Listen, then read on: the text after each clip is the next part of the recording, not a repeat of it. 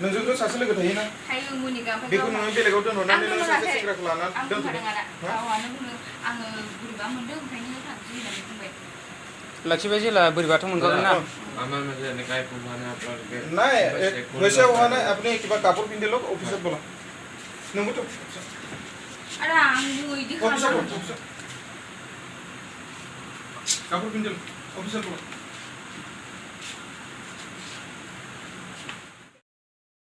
आयु मा जाबावखोलै सयथि थैबाय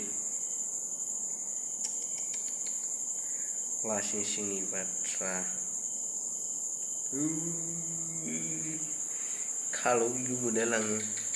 मा रखम मानसिफ्रा बिसोरलाय समाजाव बेफोरबादि भाइरेल खालामनो नाङा समाजखौ मोजां खालामनो सेस्था खालाम गाज्रि लामाजों नों थाङा खिन्थु नोंनि मावनाया इयुन जोलैफोरनि थाखाय गाज्रि मेसेज होना गालांनो नाङा बेखौ जोंनि समाजा जों सुबुं माहारिया जों बर'फ्रा बेफोरबादिखौ जोङो नायनो सुखुआ मोजां मोना नों जि मावो माव खिन्थु नोंनि मावनाया इयुननि थाखाय बा इयुन जोलैफोरनि थाखाय गाज्रि नोजोराव बा थासारियाव गोलैलाङो बेखौ जुदि इयुन जोलैफोरा मोनथियो भाइरेल जानानै बेफोरबादिखौ जोंनि नाङा बेफोरबादिखौ बन्द खालाम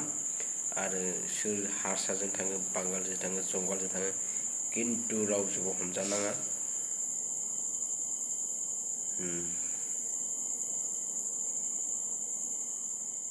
जाला